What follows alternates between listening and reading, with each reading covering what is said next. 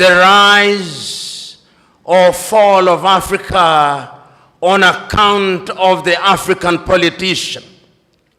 And in order to do justice to that subject and to remain faithful to my chosen subject, which is a call for hygiene in African politics, there is a sense in which one must take a historical journey, if only to appreciate the factors that animated Africans to seek to regain their independence from the colonial masters. Historians will remind us that we were first enslaved, that Africans were taken, and this we seldom say.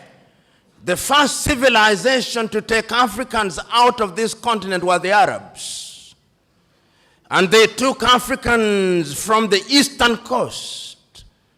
And it's sad that in that part of the world, there are not many Africans who remained, because it was in the business of the Arab enslaver to castrate Africans. We never say that, but we must say it because it is historically significant. Then the Europeans came, the Portuguese came, the Spaniards came, the Germans came, the French came, the Belgians came. Africa became the hunting ground for the European colonizers, and we were the spot. We built, our ancestors built the United States of America. Our ancestors built Europe. And when slavery had lost its shine and sheen, the Europeans abolished it. But they replaced it with yet another pernicious enterprise, the colonization of Africa.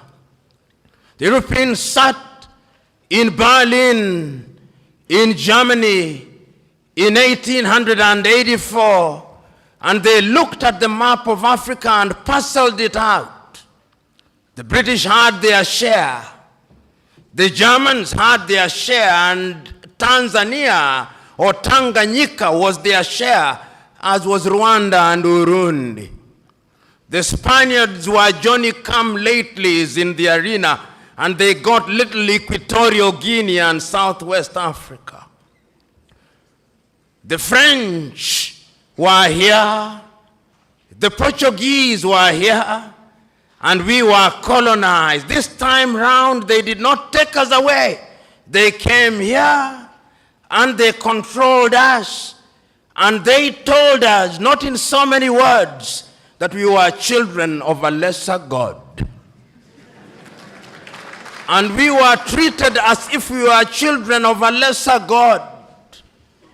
In fact, they told us that on the day of creation, we were merely hewers of wood and drawers of water. And if anybody were to doubt it, in 1948, it was more blatant when Hendrik Verwoerd instituted the apartheid regime in South Africa. But yet there is a sense in which the God that we worship never sleeps. The colonial enterprise ran its course. And the European tribes, the Europeans never called themselves tribes, they called them nations, were engaged in a war. First in 1918, the European tribes fought. And they had something called the League of Nations, which died.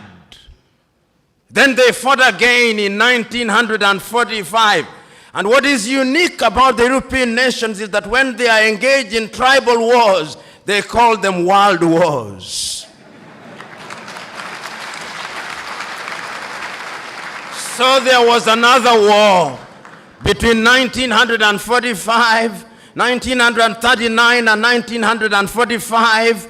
And after that, a new kid on the block, the United States of America, took the lead in saying that colonialism was something that was undesirable. But at that time, Africans were never quiet. Those who had been taken out had already started agitating. Many of us here will remember Marcus Garvey, of whom Bob Marley says, Garvey was a buffalo soldier in the heart of America. And many of us will remember W.E.B. Du Bois.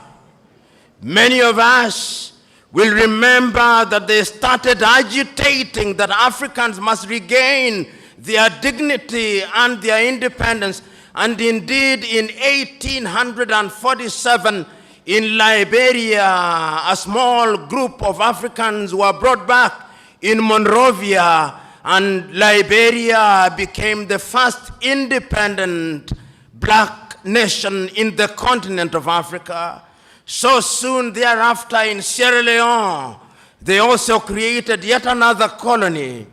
But Africa was colonized, except Ethiopia, which they tried to take in 1938 and exiled Professor Dr. Haile Selassie. And unfortunately, they were defeated, as you remember, in the Battle of Adwa. Africa can defeat European tribes. This history is necessary that we are able to appreciate the freedom that we gained.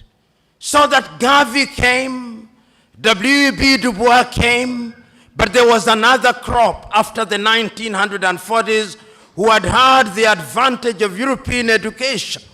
And there were people in Europe also who are beginning to recognize that indeed equality was necessary.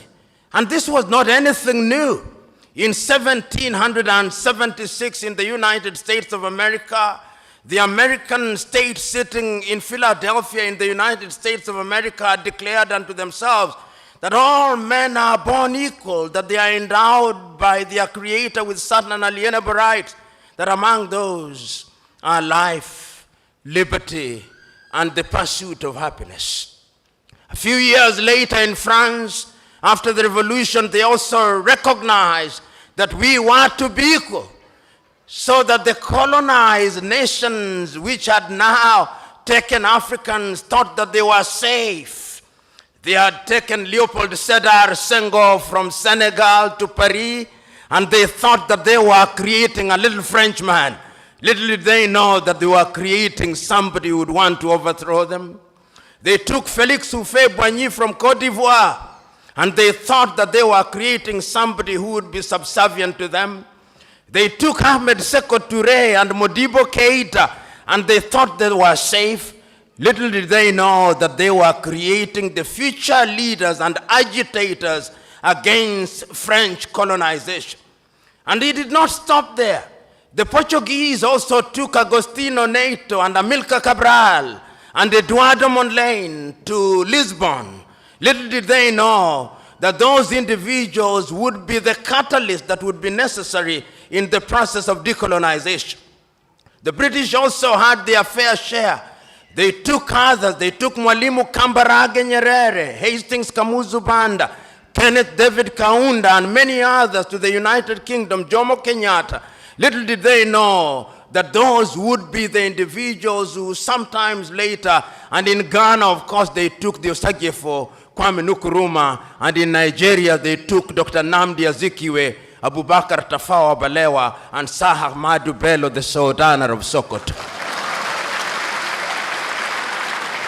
There is a sense, therefore, in which these individuals started recognizing that having been enslaved, having been colonized, we now had to liberate ourselves. If you're in need of office partitioning or home interior works, i.e. kitchen cabinets, modern media walls, wall decoration, wainscoting, wardrobes, tiles, bathrooms, window blinds, gypsum and so on, reach out to Suima's Interiors at 07170 443 or info@suimas.co.ke, and they'll get all your needs sorted out. Whatever it may be, all interior works, these guys are the best at it.